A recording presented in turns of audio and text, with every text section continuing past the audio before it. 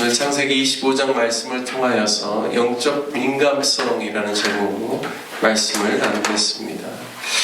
오늘 본문은 아브라함의 죽음과 그의 아들 이삭 그리고 자부 리브가로부터 에서와 야곱의 출생에 대한 이야기를 하고 있습니다. 오늘 7절 말씀에 보면 아브라함이 향년 175세로 하나님의 부름을 받았다는 사실을 우리에게 가르쳐주고 있습니다. 아브라함이 하나님의 말씀을 따라서 가나안 땅에 들어와서 산지 100년 만에 하나님의 부르심을 받은 겁니다. 그의 나이 75세에 가나안 땅에 들어왔기 때문에 175세를 향수하고 하나님의 부름을 받았기 때문입니다. 갈대아 우르에서 하란을 거쳐서 가나안 땅에 들어와서 이삭을 낳기까지는 25년 걸렸죠.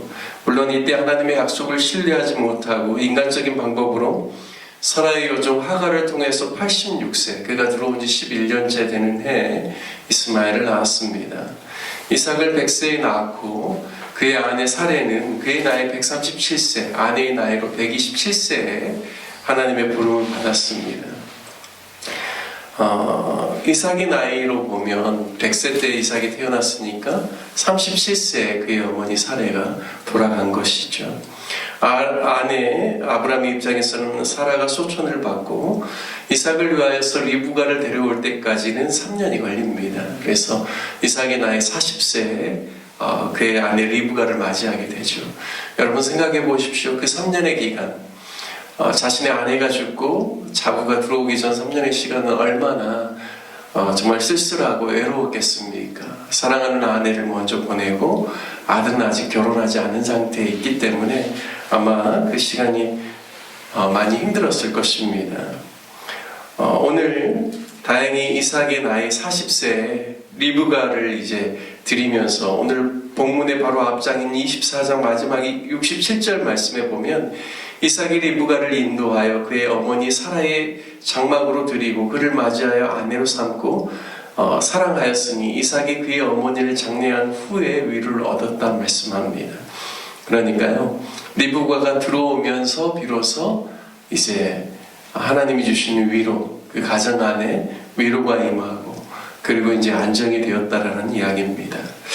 여러분, 그런데 리브가를 이삭이 맞이하고 난 다음에 아브라함은 어땠을까를 좀 생각해 봅니다. 물론 좋았겠지만 이제 그나마 자신의 아들 이삭과 아브라함이 자신의 아내를 떠나보낸 후에 함께 있었는데 그의 아들을 이제 또 내보내야 되지 않겠습니까? 부엘라 헤로이라는 라헤로이, 이제 영어 발음으로는 부엘라헤로이 이렇게 읽어야 되더라고요. 부엘세바에 있는 것으로 우리가 추정할 수 있는데 아브라함이 그의 아들은 이제 이삭이 리브가와 함께 부엘라헤로이로 이제 또 움직이게 되는 것이죠. 그런 입장이라면 제가 만약에 이삭이라면 아버님께 권면했을 것 같아요. 아버님 재혼이라고 해야 되겠죠. 사별 후니까 하시라고 이야기하지 않았을까 싶습니다. 오늘 25장 1절에 보면 아브라함이 후처를 맞이하였으니 그의 이름은 그두라라 말하고 있습니다. 그러니까 아브라함의 나이 137세 이후에 그두라를 맞이한 거죠.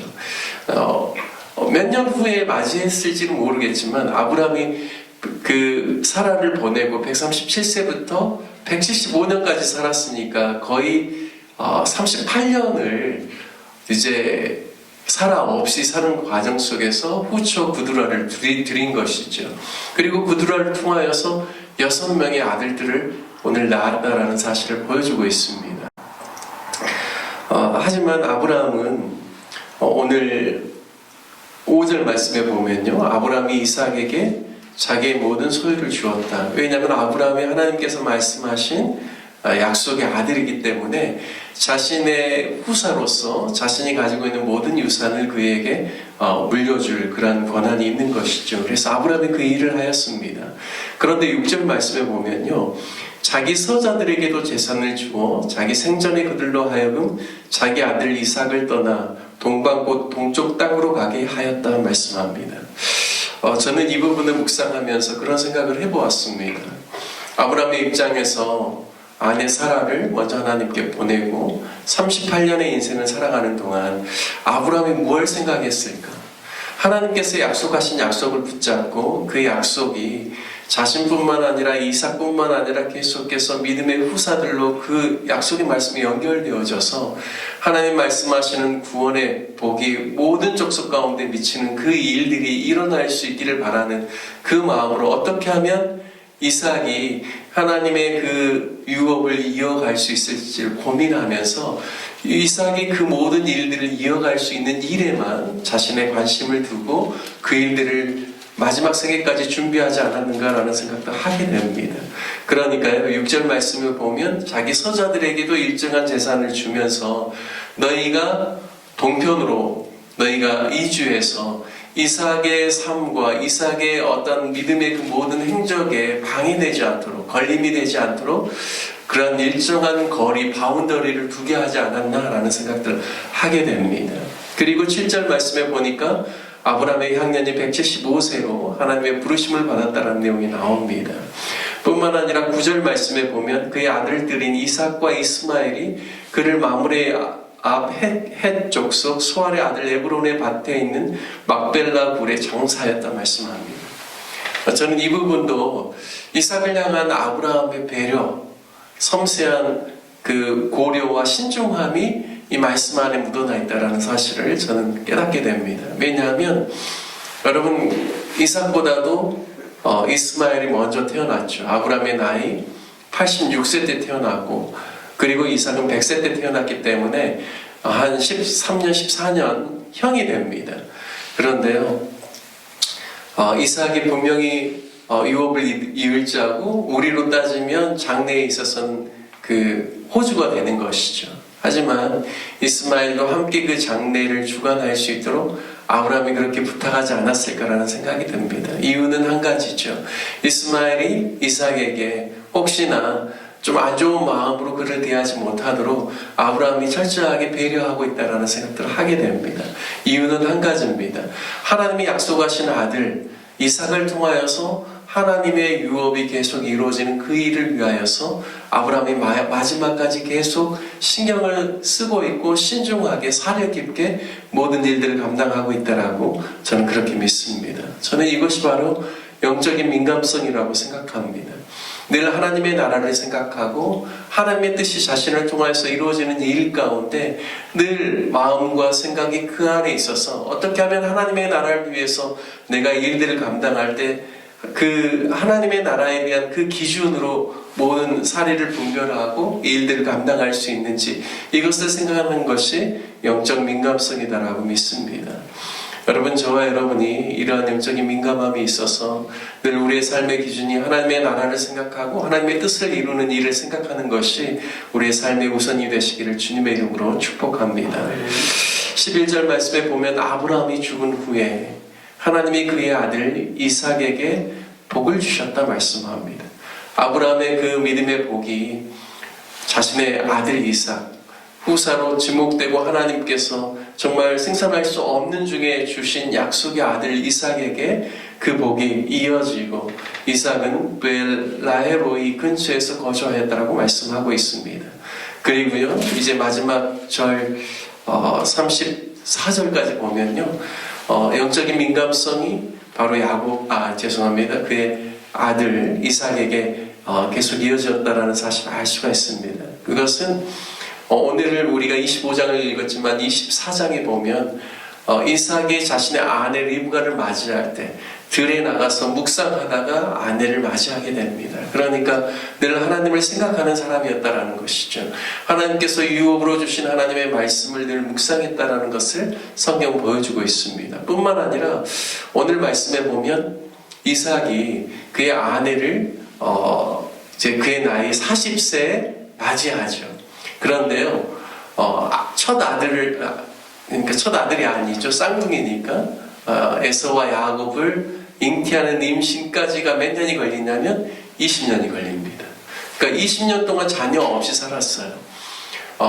이삭의 입장에서는 얼마나 많이 하나님께 묵상하고 기도했겠습니까? 분명히 자신의 아버지에게 주셨던 큰 민족을 이루게 하겠다라는 그 약속이 이어지려면 나에게 있어서도 자녀를 주셔야 될 텐데 계속해서 20년 동안이나 결혼 후에도 자녀가 없었기 때문에 그 무엇보다도 하나님께 많이 기도하고 믿음의 후사에 대한 이야기, 하나님의 약속이 이어질 것에 대한 이야기를 많이 묵상하였을 것입니다. 그런데 오늘 말씀에 보면 이삭이 아내를 위해서 기도했다고 나오죠. 아내가 임신하지 못함으로 말미암아 그가 기도함을 통하여서 하나님께서 그 기도를 들으시고 태문을 여시고 쌍둥이를 낳을 수 있도록 임신케 하셨다는 사실을 알려주고 있습니다. 뿐만 아니라 그의 아내 리브가도요, 뱃속에서 두 아이가 싸우고 있기 때문에 이 일이 어찌된 일인고 하고 하나님께 물었다라고 말씀하고 하나님께 기도함을 통하여서 하나님께서 장차 있게 될 일들에 대해서 말씀하면서 오늘 말씀에 보면 23절 말씀에 보면 두 국민이 내 태중에 있다라고 말씀하면서 두 민족이 내 복중에서부터 나누이리라.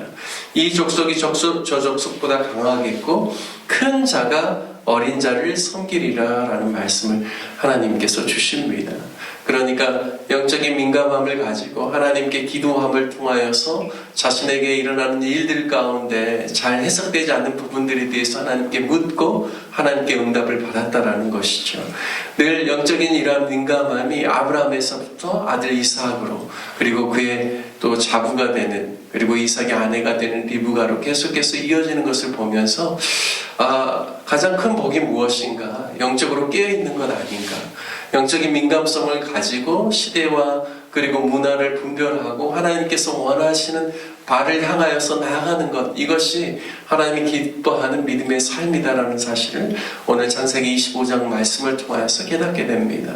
저와 여러분이 모든 일 가운데 영적인 민감성을 가지고 우리가 이 시대 그리고 이 환경 속에 발을 내딛고 살지만 우리의 모든 기준이 하나님의 말씀이 되고 또한 영적인 하나님의 나라와 하나님의 의를 구하는 일이 저와 여러분이 기준이 되어서 또 귀한 믿음의 삶을 사는 복을 누리시기를 주님의 이름으로 축복합니다.